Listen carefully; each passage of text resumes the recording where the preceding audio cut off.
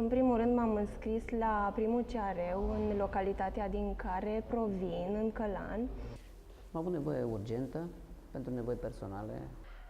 Ne-am limitat și ne-am făcut calculul în așa fel încât să avem posibilitatea să ne achităm și facturile, să punem și un ban deoparte și să ne permitem și o viață decentă.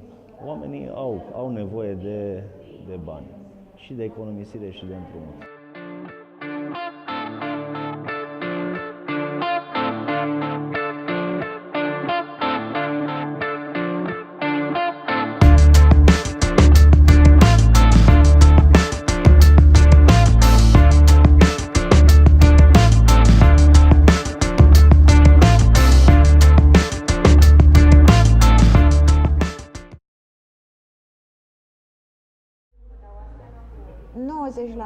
Pe puțin zic eu, din cei care se înscriu la noi la CRU sunt pentru împrumuturi. Deci omul are nevoie de bani, trebuie să-și rezolve anumite probleme, inclusiv cele de sănătate, pentru că intervin în anumite momente ale vieții, unele pentru bucurii, altele pentru necazuri. Dar din păcate avem nevoie.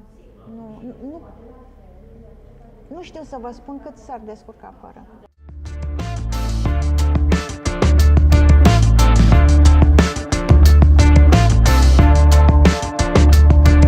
Trebuie prima dată toate datoriile plătite și ce rămâne se pune la mâncare, mai o haină, mai câte ceva, dar prima dată sunt datoriile. Cum v-a ajutat Casa de Ajutor Foarte, foarte bine. De câte ori am avut nevoie, m-au servit. Pentru ce ați luat împrumut sau? Pentru ce? Pentru nuntă la ei, pentru botez la fata el, nepoțica el, altă, tot după alta am luat acum. Toate evenimentele importante din familie. Da. Acum o lună de zile aveam nevoie neapărat de bani și trecând pe aici cu mașina am văzut CRU și am intrat și am întrebat. Și am accesat CRU. Nu terminasem de zugrăvit, mai trebuia o sumă de bani și venit și am întrebat și am luat 5.000 de lei de la noastră, foarte urgent. Și am început copiii școala, mi-au rămas și pentru școală și mi-am rezolvat toate problemele și sunt foarte mulțumit. Strictul folosim din ce primim, salariile și astea, pe când la credit să facem câte ceva la casă. Nu stau la apartament, stăm la casă particulară, știți, și vedeți că acolo tot trebuie să tot faci câte ceva, nu poți să nu... Nu vorbesc pentru împrumut pe firmă, ci doar pentru nevoi personale și de scurtă durată, mai mult. Am 2 copii care trebuie să-i dau la școală pentru diverse alte activități, cum ar fi, știu eu, o excursie sau ceva neprevăzut și din dorința de a avea ceva ca și suplimentar pentru nevoi ocazionale.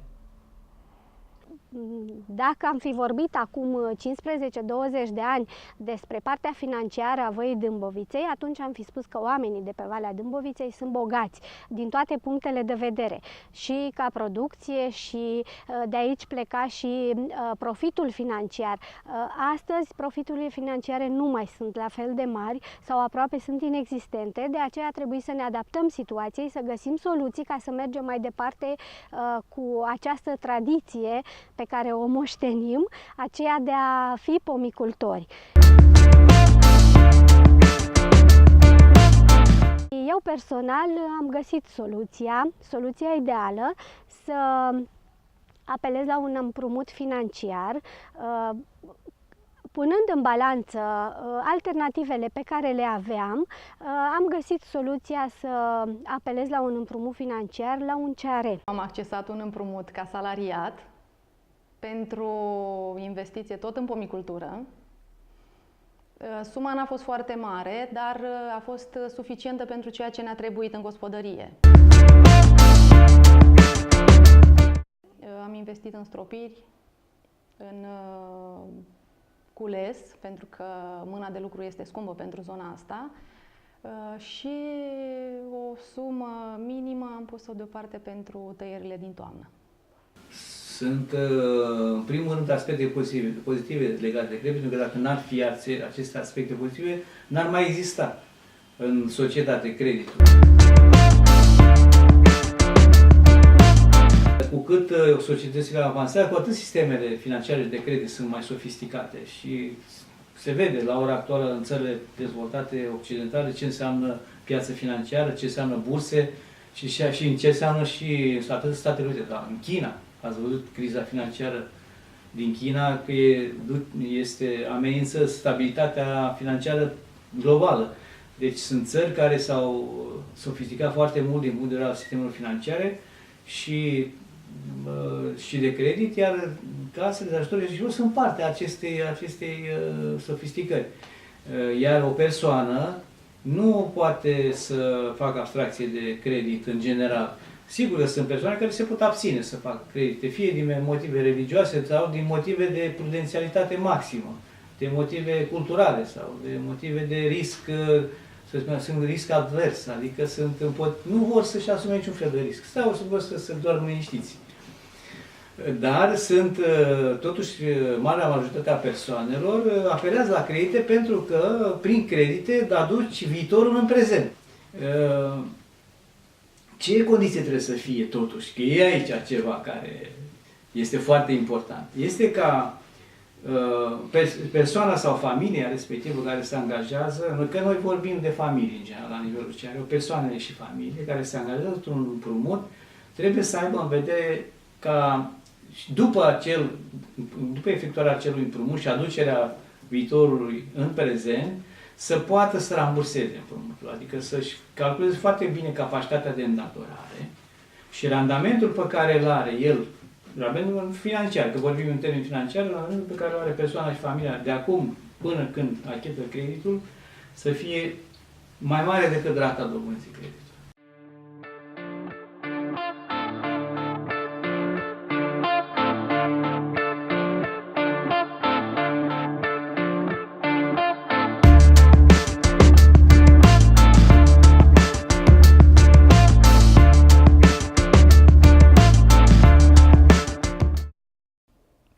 Luăm exemplu cel mai concludent.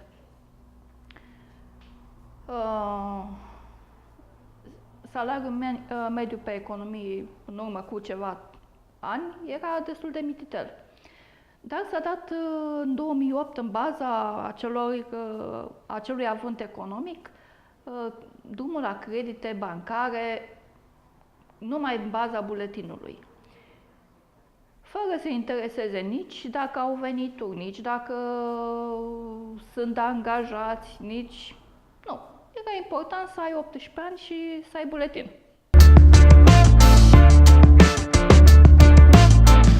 La bănci s-au împrumutat, au făcut primele împrumuturi pentru că, vorba aia, apăruse aparatura color. Omul voia și el un televizor să vadă Viața roz bombon. Și s-au dus la bănci și au achiziționat inițial produse de uz casnic de lungă durată. Dar, vedeți, la un moment dat apare reversul. Când intri în criză, te trezești fără loc de muncă. Nu mai ai baza financiară ca să achiți. Creditul trebuie plătit. Și unii au ales să facă alt credit. Dar în altă parte, că odată ce n-ai plătit într-o bancă, nu-ți mai dădea, dar te duce la alta, pentru că baza de dată nu era unificată. Și oamenii s-au trezit la un moment dat că au făcut un fel de minge de zăpadă. Au pornit de la un credit mic. Că au zis, măi, sunt așa, îl plătesc pe ăla și ce rămâne rezolv și micile mele probleme. Dar nu s-a gândit la costurile suplimentare. Pentru că orice bancă are o altă dobândă și alte condiții.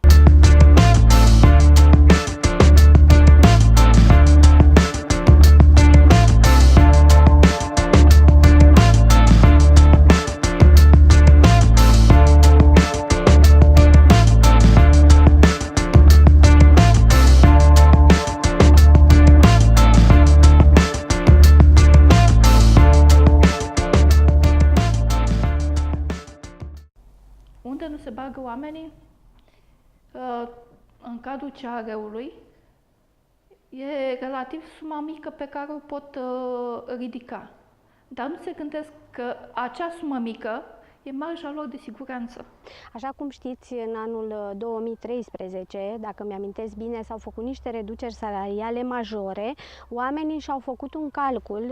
Eu cunosc personal o colegă de-a mea bibliotecară care îmi povestea cu lacrimi în ochi că a ajuns să-și restituie tot salariul către creditul de la bancă, pentru că 25% dintr-un salariu deja mic înseamnă foarte mult. Îmi dau seama că a traversat o perioadă foarte grea.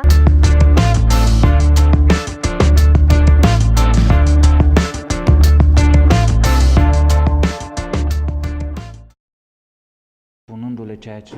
Deci dacă devii membru, nu este neapărat nevoie să și accesezi, dar îți aduni. Tu acasă nu-ți pui 10 lei zi de zi, adică lună de lună deoparte, dar aici dacă vii, ai pus la sfârșitul anului, primești și o dobândă, pe parcurs nu-ți dai seama, dar pe parcurs crește suma și la un moment dat te trezești că, uite, am adunat atâția bani. În momentul în care m-am înscris la facultate, știam că pe parcurs o să am nevoie de o sumă de bani strânsă și m-am gândit că oricum nu o să reușesc ca lună de lună, depunând minim fondul social, să îmi strâng eu o sumă de bani, așa că m-am înscris la un CR-ul. Nu m-am gândit să accesez un împrumut, doar să economisesc bani pe perioada facultății. Și așa a și fost. În urmă cu ani de zile erau acele jocuri în cadrul unităților, pentru că nu erau CR-urile sau nu aveam cunoștință de CR-uri în care se unau 10, 15, 20 de oameni și prin rotație fiecare lua un împrumut. Practic nu se făcea decât să economisească o anumită sumă care ajungea într-o lună la respectivul, la unul din cei înscriși. Cam ceva în genul ăsta este și CR-ul. Eu consider că orice om echilibrat, pe lângă investiție, întotdeauna se gândește și la economie și la faptul de a economisi. În educația mea, încă din copilărie, tatăl meu mi-a arătat 4 boabe de porumb puse într-o palmă și mi-a spus că unul merge către producția de anul viitor, spre reînsămânțare, unul poate merge către consumul intern, unul să-l mai dăm și celor care nu au, iar unul rămâne ca rezervă. Eu am păstrat principiile tatălui meu și așa cum am învățat din copilărie, așa procedez și acum. Bănuții ăia mult sau puțin pe care îi avem, îi așezăm pe o masă, iar partea asta financiară îmi revine mie întotdeauna în familie și am grijă în primul rând să restitui unde am datorii. De-aia v-am spus că niciodată nu am rămas datoare, deci primul lucru merg către datorii. Păstrez pentru consumul intern.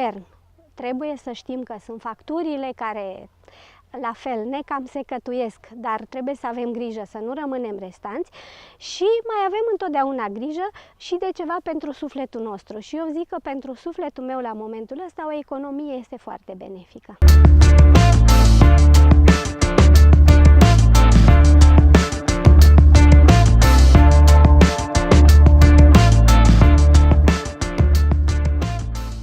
Proiect cofinanțat din Fondul Social European prin Programul Operațional Sectorial Dezvoltarea Resurselor Umane.